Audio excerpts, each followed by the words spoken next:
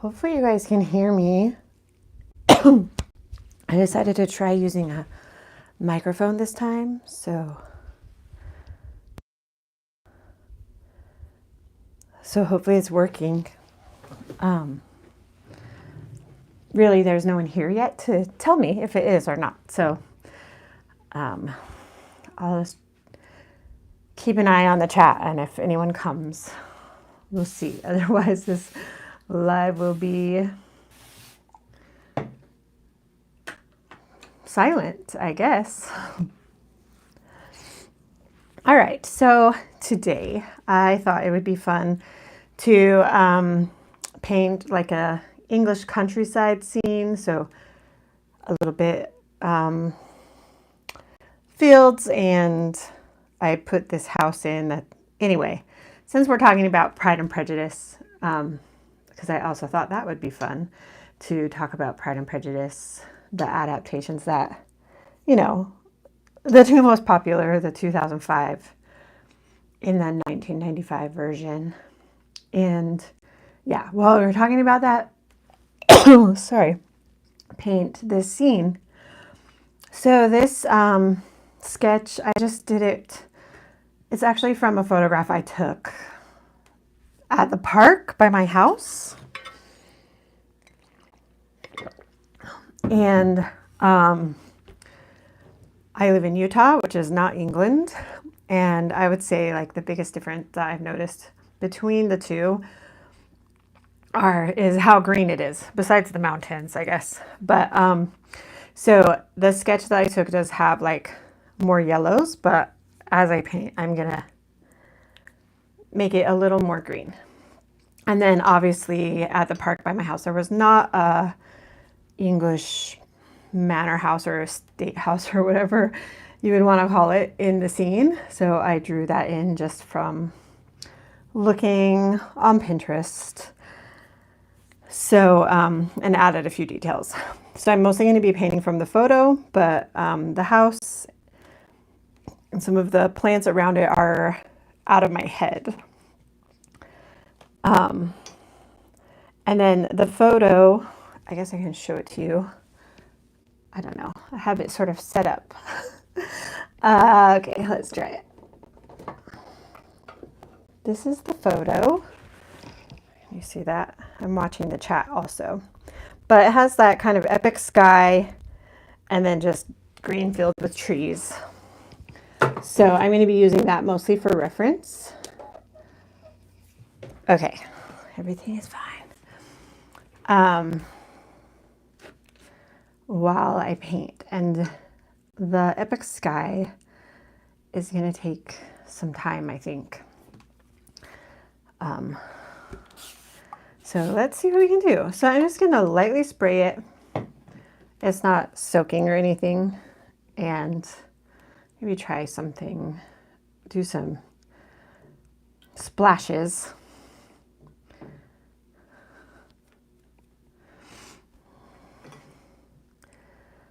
That'll just kind of set it up for making the clouds look more organic and not. Yeah. Okay. I'm going to spray one more time. Keep it wet while I mix. The paper that I'm using, should have said this before, is this Hahnemühle one. It's the same one I used last week for the tulip painting that I did. 140-pound cold press paper. It's pretty good paper. I probably won't repurchase it again, but it's working for now. And yeah. Okay, so I'm going to mix this kind of purpley gray color for the clouds. And I guess start with like my first thought on the Pride and Prejudice. Oh, that's not the blue I wanted. I wanted this one. I wanted ultramarine. That one has like that slightly greenish, and ultramarine has like, I don't know, it skews toward purple. Okay, so a couple years ago, there was a guy on TikTok, which he might still be there. I just haven't seen him lately. But he would often make videos about why the 2005 Pride and Prejudice is better than the 95 Pride and Prejudice. And all of his examples were always about the cinematography, that it was filmed better. And he's right, of course, like, I don't think there's really an argument about that. Like, the 2005 Pride and Prejudice is really beautiful.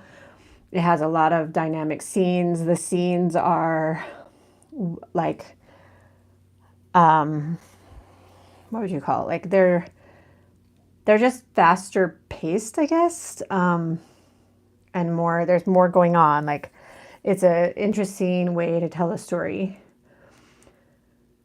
And whereas the 95 version is like a little bit slower paced, and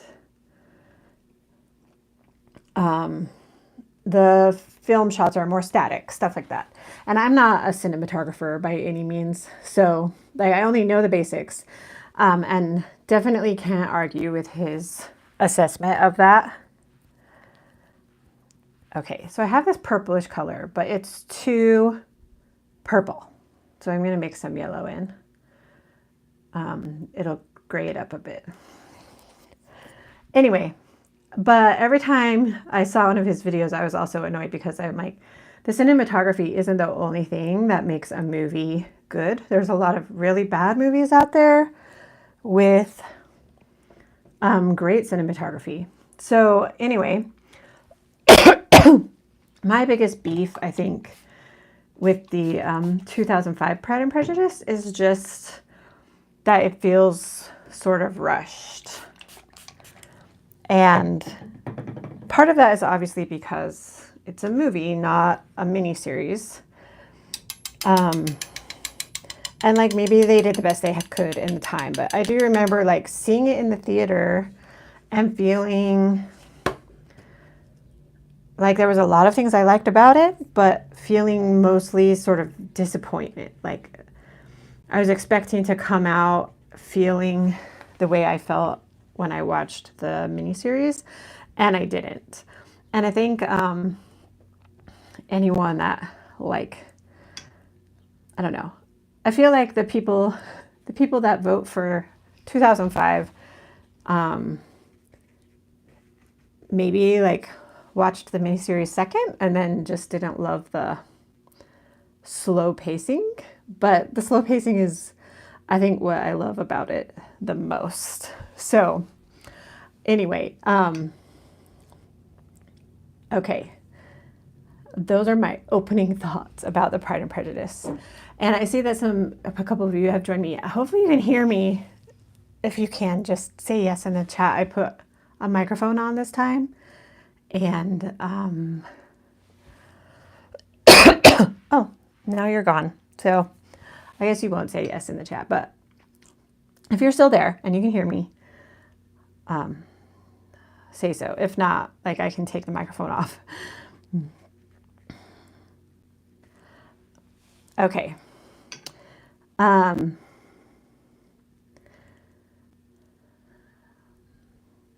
So here's some of my other thoughts about the 2005 Pride and Prejudice that I just like less. And one of those is, well, it's almost all the storytelling. So like I said, the pacing is faster, and I understand that, they had a lot less time to work with in the movie format than a miniseries format. But I do feel like there was just some scenes that are like pieces where in the book it's so satisfying, and then in the movie you're kind of like, oh, that's it? That's all we get? And I think one of those things is Mr. Wickham. He's sort of boring in the 2005 movie. And I don't feel like he's, I don't know, like in the book, Mr. Wickham is like this charming guy that comes in and like charms the whole neighborhood, and everyone thinks he's like so good looking. And I think that like a lot of that is personality, not his look. So I think the 2005 Mr. Wickham, he's pretty good looking guy, but he's kind of the character, the way that he's played is sort of static, like I don't know, he's not engaging and interesting. He's just like nice to look at, I guess. And I don't feel like that's the type of person that would like come in and like take a neighborhood by storm. Like they might all think he's good looking, like they thought Mr. Darcy was good looking, but then you know, their complaint with Mr. Darcy was that he wasn't friendly enough or whatever. He seemed like a snob. But the 95 Pride and Prejudice, like maybe the Mr. Wickham, he might not be as good looking. Like I don't consider him as good of looking, but I feel like his character, he's like jolly and interesting and like so dynamic in like how he talks to people, and even when he's like telling his story, it feels so believable. Where like the movie version, it kind of just feels, I don't know, like a side quest, I guess. Like they just didn't give it enough attention, and it's an important part of Elizabeth Bennet's character development. So I don't know. That's kind of a bummer for me in the movie. The other thing that's really weird to me in the movie, the 2005 movie, is that the weird night scenes, both of them, there's two of them, and they're both super confusing, like especially the first one. So the story is like in the book, Mr. Darcy proposes. Elizabeth Bennet says, "There's no way I'd marry you. You ruined my sister's life. I think you're horrible." And then Mr. Darcy's like, "Oh, that's not fair. Oh, and also ruined Mr. Wickham's life." And then Mr. Darcy is like, "Okay, well, she's not going to marry me, but at least I don't have to like sit around and take these lies." So he writes a letter, right? And in the 2005 movie, he like, this part is always confusing to me. Like I don't get it. I don't get it. He like shows up in the middle of the night at the Collins's parsonage to deliver the letter, and like Elizabeth is like in her night clothes, and I'm like, that's just weird. Like even today, like that's not really something we would do. Like we might hang out in our night clothes all day, but like if someone showed up in the dark and was like in our house and like, "Here, read this letter," we would be like, "What are you doing? Why are you in my house at 10 p.m. when like, you know, I didn't invite you?" So like, obviously there could be exceptions, but I feel like in the Regency era, which was like way more formal, that just wouldn't happen. The other thing is like, it was hard to travel at night. And like, granted, in this instance, like Mr. Darcy just had to come, I don't know, across the street or something through a park. But anyway, it's just so weird. Like I could never figure that scene out. I don't understand it. Like I don't get why they did it that way. I think the book is much better, where he's kind of like stalking her. Like he knows that she goes for walks in the park and then sort of hangs out waiting for his chance to catch her, you know. Like that makes so much more sense for the time period and like everything that's going on. And anyway, so I don't know why they changed that. The other thing that they changed was when Lady Catherine comes, she shows up at the Bennet's house in the middle of the night in her like giant carriage. And that seems weird to me because I don't know, like I guess they thought it would seem more rude in the movie if Lady Catherine like showed up in the night. But I don't know, she was pretty rude anyway in the book and in the 95 adaptation, and it just made more sense. Like people didn't travel at night in the Regency period, especially like rich ladies. You know what I mean? So like, I don't really see her putting her, like, being so angry that she would go show up to like these people in the middle of the night and tell them off or whatever. Anyway, I like the subtleness of the just the Regency period in the book too, like how I don't like, you know, in the 95 series when Lady Catherine leaves, she's like, hey, I don't send any regards to your mother. It's like so mean. And I think that's funny and subtle. And this weird nighttime visit that happens in the other movie is confusing. So maybe it's fine. And like, if I hadn't read the book, it wouldn't be confusing, but I was so confused. And every time I watch it, I'm like, I don't understand why they do it this way.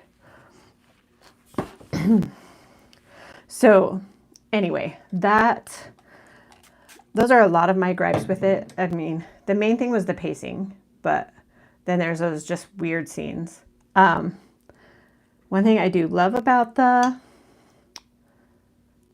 movie is the scene where Elizabeth gets the message that Lydia ran off with Mr. Wickham.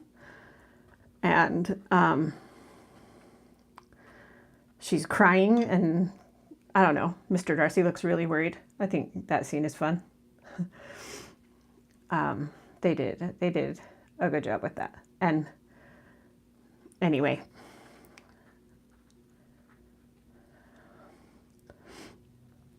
so I guess if we wanted, like, those are my complaints about the 2005.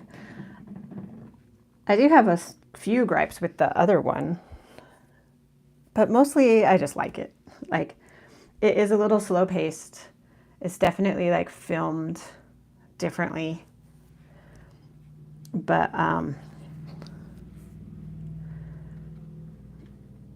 I like that about it. I did hear that there's going to be a new Pride and Prejudice coming in a year or two on Netflix, and I think that's exciting. I heard it's supposed to be a miniseries too, which I think is a great idea. And if they don't mess it up like they did the Persuasion, it will be awesome. So we'll see what happens.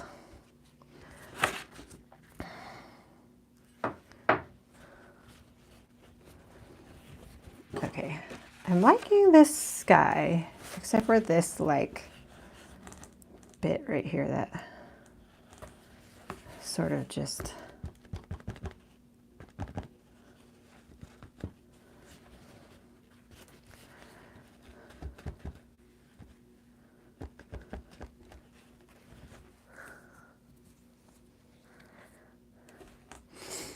man, it's really hot in here today, so everything is drying really fast.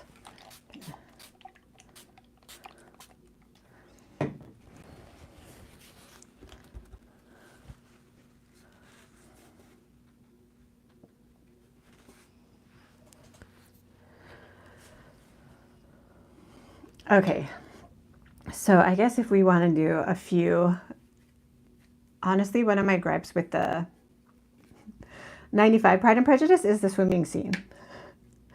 Everyone really likes it, but I kind of don't get it. Like, I don't know. Like, yeah, I guess I'm just like a realist. I'm like, maybe that's something like a Regency gentleman would do, but I don't know. It just like always struck me as a little odd. I'm used to it, but I think it's funny. I think it's a funny thing. So I see there's at least one person here. Can you hear me? Is the microphone working? Because if they couldn't hear me, you wouldn't be able to answer. Because you wouldn't know that I'm asking.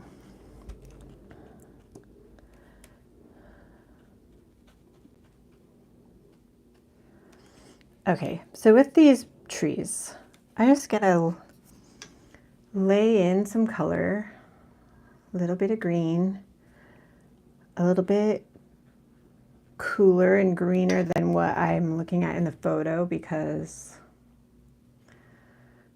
I want it to look a little more lush than the actual photo where I took the scene.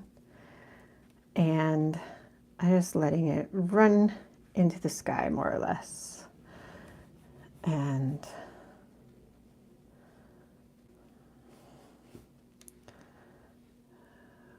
work my way down a bit.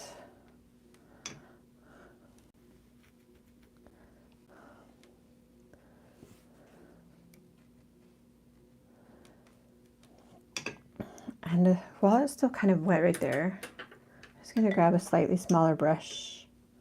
This is a size 8 round, and I'm going to drop in a really light gold color on the house.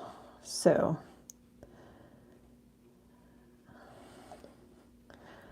it's just kind of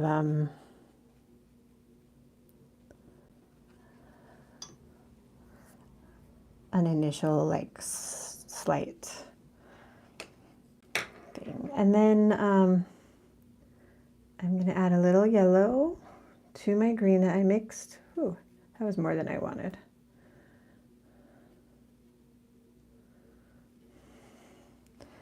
And come down the hill,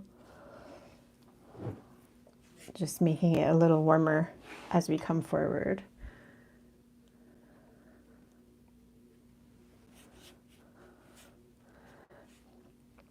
And I'll make it warmer and darker. So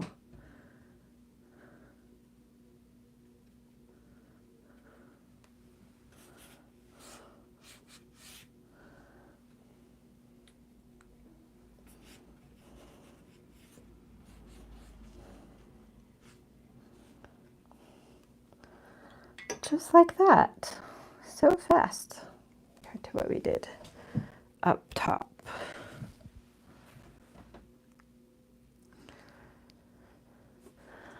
And I'm debating if I want this to look smooth. Splash a little bit of water. Ooh, that was more than I wanted. It'll look cool, I guess.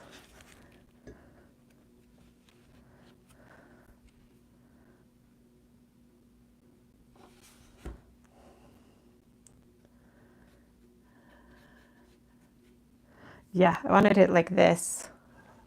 Got a little bit more than I bargained for. Just drop a little bit of paint back in. That might be a horrible decision.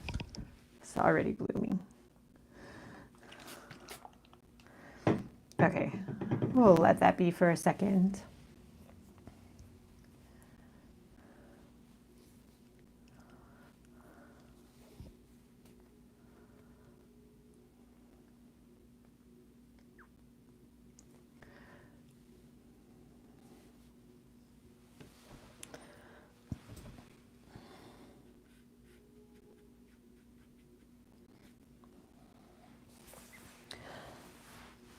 Okay, while it's wet, we are going to work on the trees around the house. That's where I want the most contrast, so I'm going to spend more time there. What did I do with my brush? I feel like there must be no sound. Everyone that's popping in is leaving really fast. Which, if that's the case, this whole thing will be a waste of time. There's my brush. Oh, sorry, I forgot that the camera was attached to the board. Found it. Okay, so around the house, I'm going to add some trees. I'm going to make them a little bit cooler.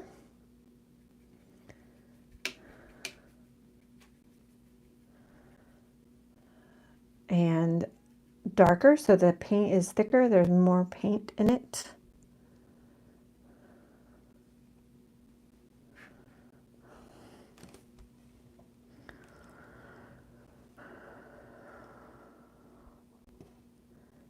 I'm just going to start right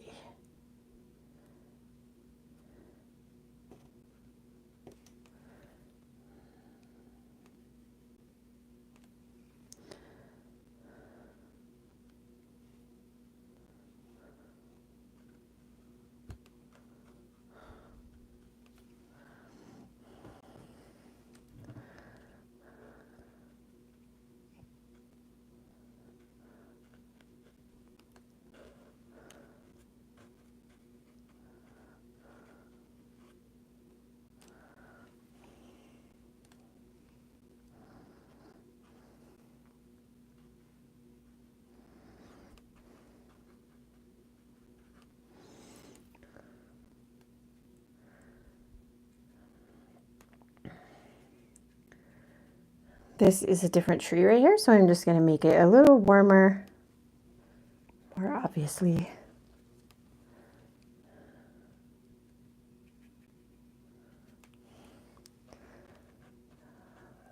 Kind of give it some separation.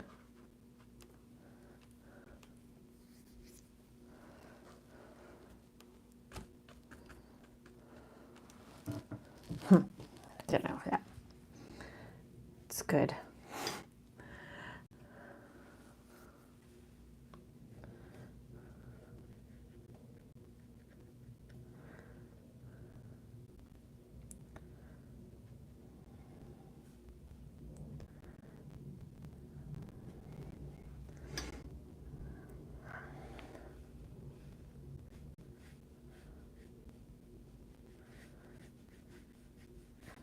I'm gonna take that right into this first sort of hill area.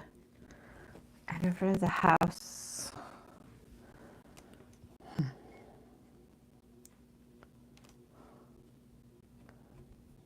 some bushes.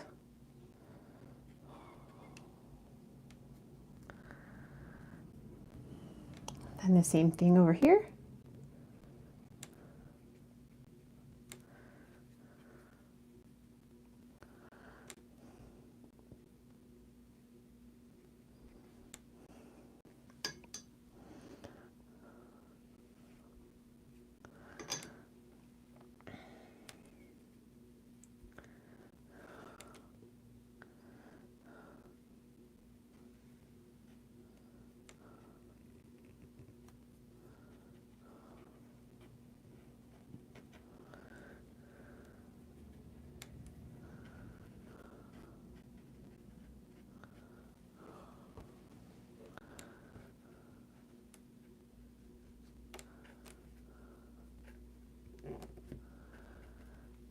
Kind of letting my brush make some of the shapes if I can.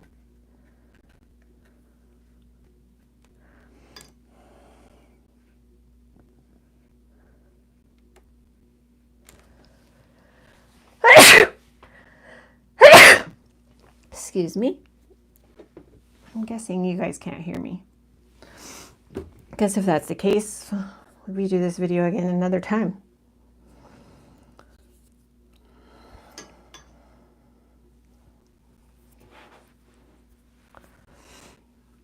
Okay.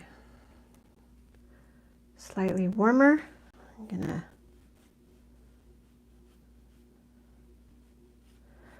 add more. Add stripe, I guess.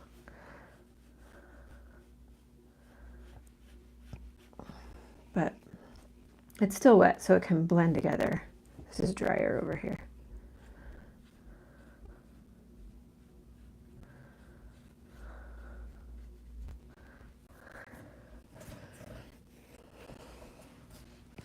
Then using the bigger brush, we're gonna go a lot darker.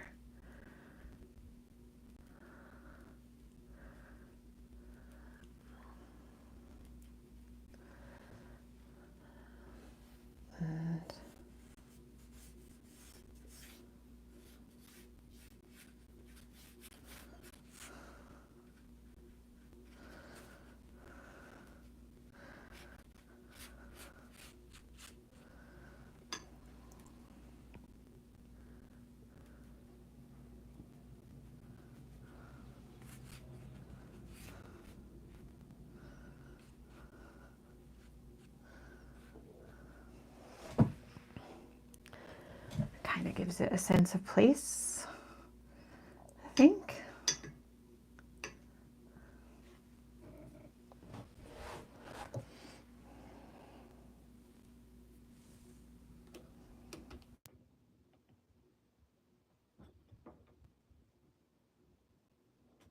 Can you hear me?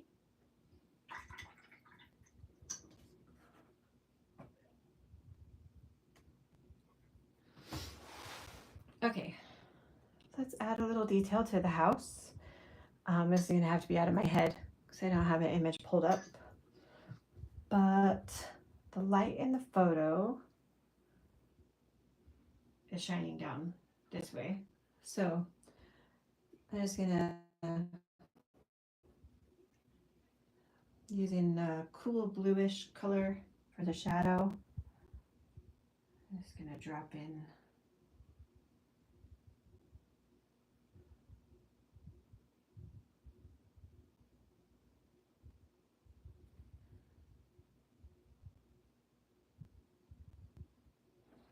a little bit of detail. This doesn't have to be that detailed. You just need to know what's going on.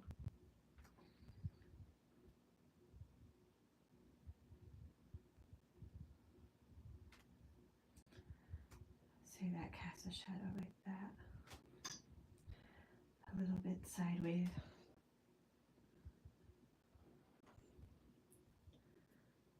Let's see over here. Trees cast a shadow. And there's a shadow on the side of the building.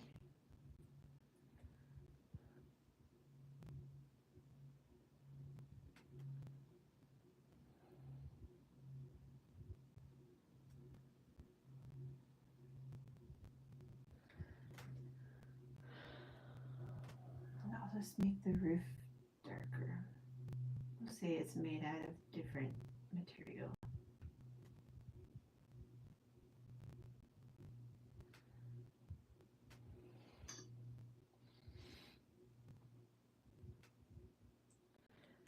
And give it a few windows.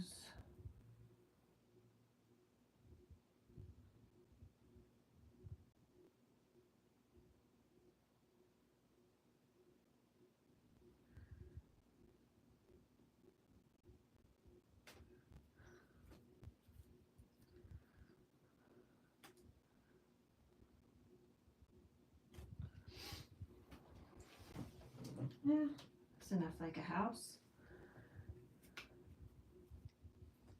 Very big house.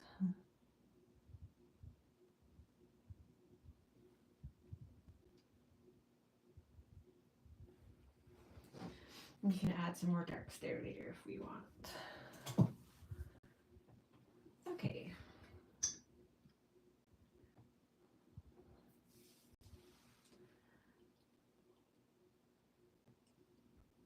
Okay, what we really want to do is like emphasize this part.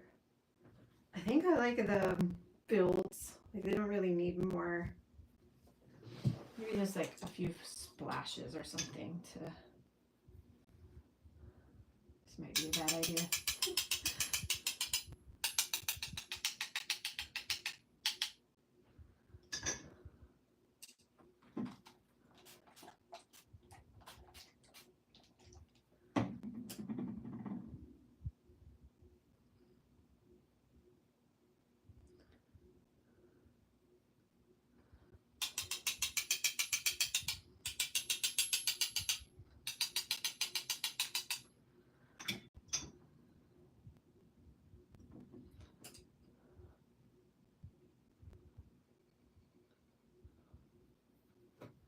Okay.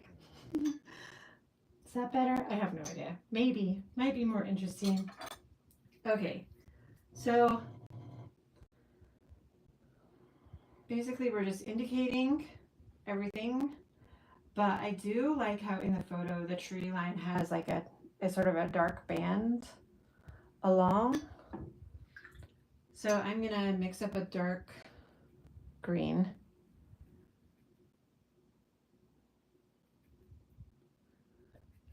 green blue. I'm like, maybe not quite that dark because I'm going to want to emphasize dark, dark, dark area in a minute. And this time, as I go along, I'm going to let this line be a little bit sharper. That hill line.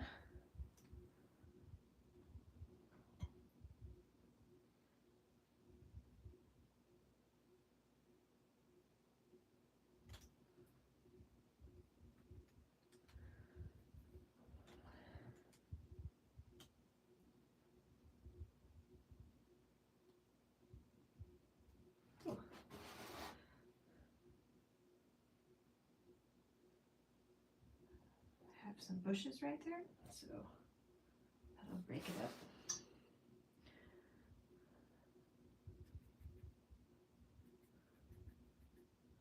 And it does need to be a little darker, so I'm adding paint to make the water thicker.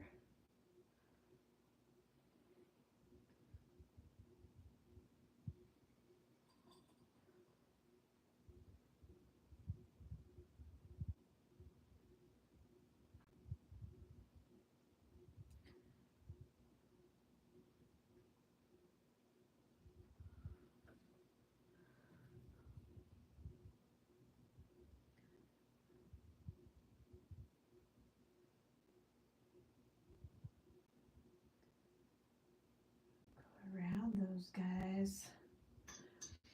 And I want the darkest spot to be right here. So I am gonna make it darker again.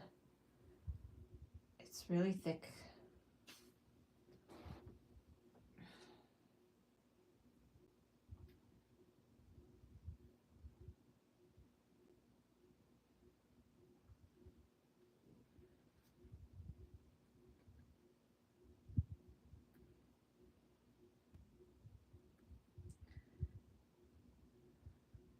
The shadow side gets covered. I want this to look leafy. I know it. Switching my brush to this little sword brush. It's good at details. So grabbing that dark, dark color again. See if we can, that's better. Add some leafy details.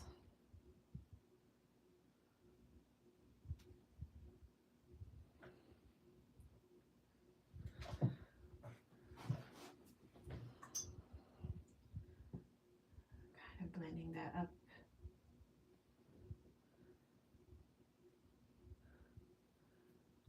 And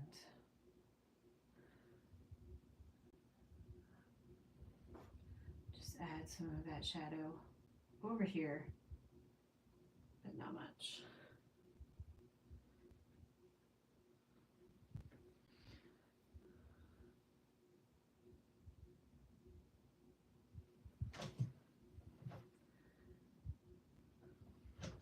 Okay. Now the other side, starting out with my dark, dark, thick paint. And this sword brush has this like funky shape, and it's really nice for plants and like power lines and things. I'm gonna come back in and do detail right here. So I'm gonna skip this section and just start on this bush that's next to the house.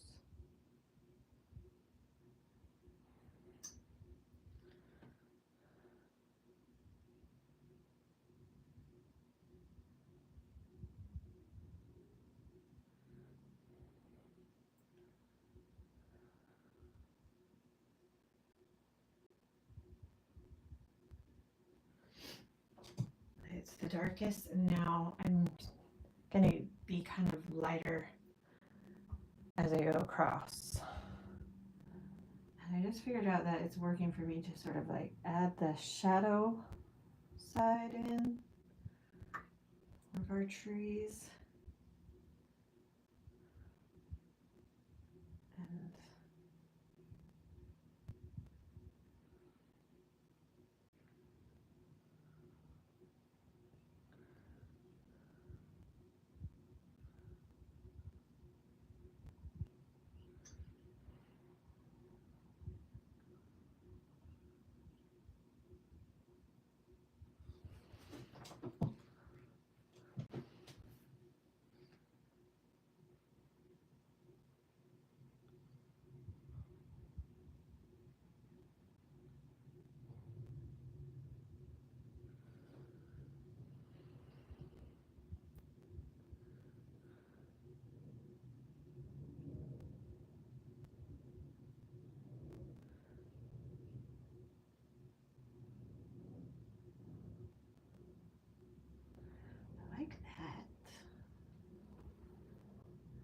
few more of those leafy details going up over here.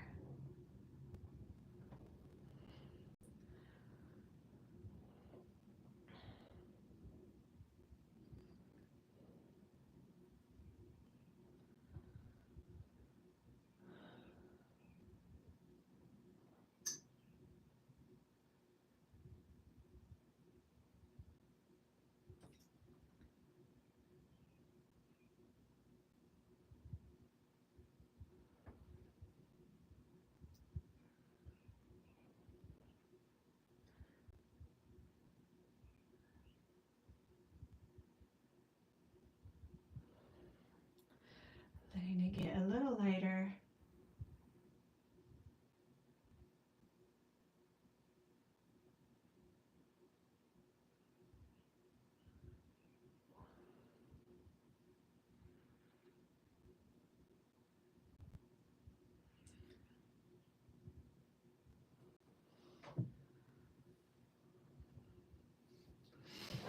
So I think that adds a nice line. And I guess to do the details around the house, I need to get this little guy. So number 4 round. All of these black brushes with the silver bands are silver black velvet brushes. Silver is the brand and black velvet is the type of brush. It's what's it called? Hybrid. Like it's part synthetic hair, part animal hair. Okay. So I just want to add some detail around here to, emphasize there's like a little garden kind of close to the house. And this is going to be darker.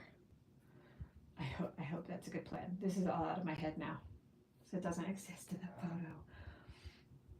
So I think I'll start right here.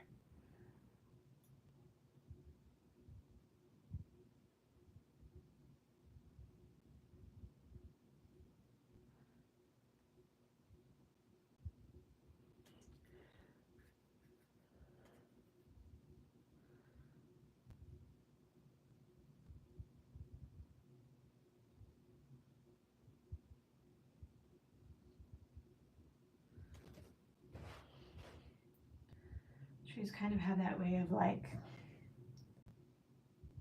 I don't know, dotting the landscape, I guess.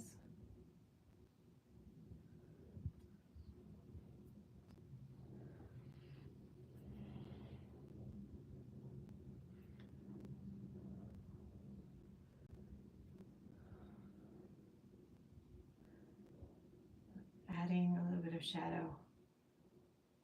Blue paint that's like right from the tube pretty much. Okay, it's not too bad. Other side.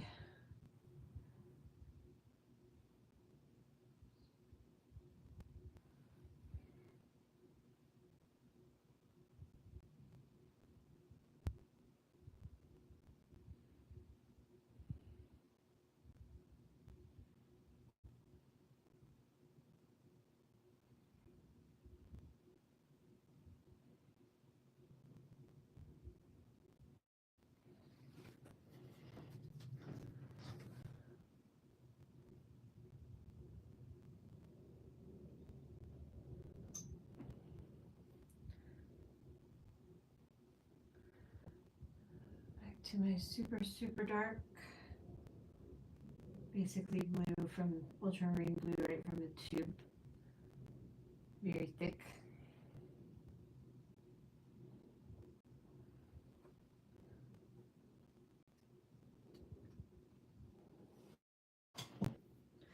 That makes it feel kind of set in a place.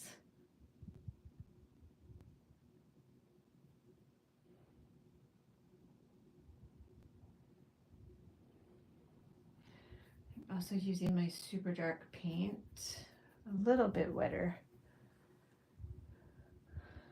I'll add a little bit of tree branches.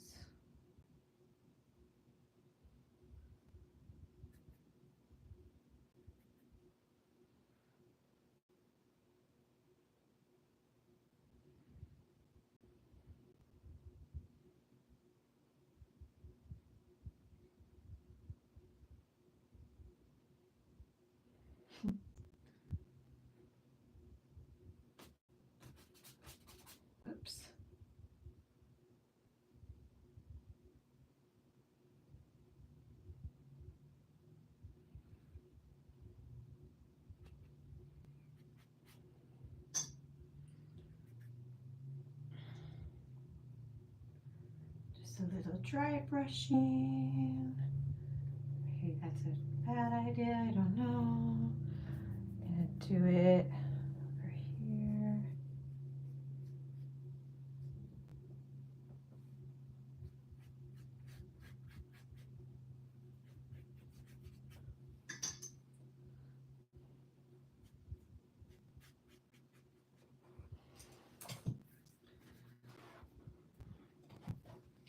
All right, I think that looks pretty good for the trees.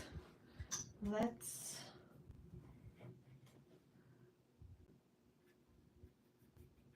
just emphasize a little bit of the shadows on the building, just a titch.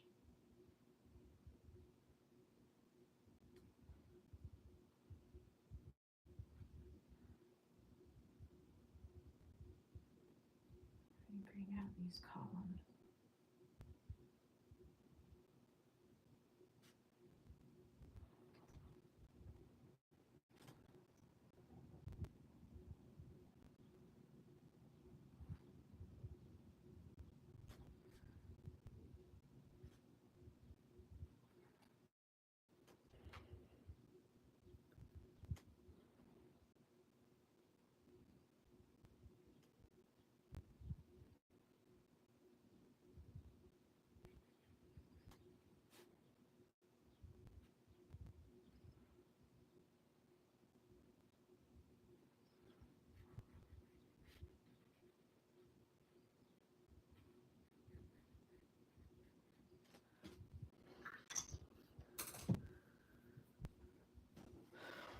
All right, I think that might be good.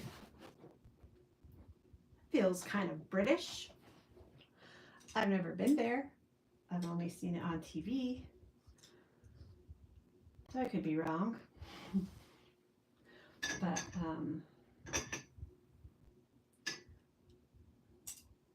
it's not supposed to be an accurate depiction. It's just supposed to feel like, I don't know, how Pride and Prejudice feels, which I think is fun. So let's sign it.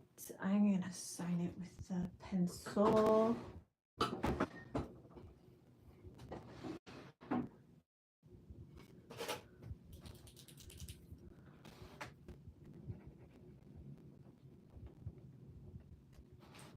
I'll take off the tape because that's always fun. Let's see what we got. So I'll be adding this and the other painting I painted this week live to my YouTube, not YouTube, this is YouTube, to my online store. So if you want to know when that goes live, make sure you're signed up for the newsletter. I'll tell the newsletter people first, and then announce it in other places like Instagram and YouTube.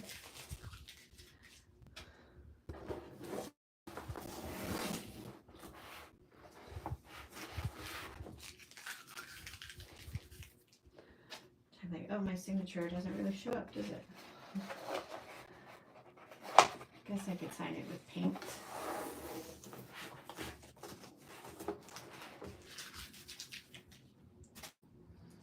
Let's try it.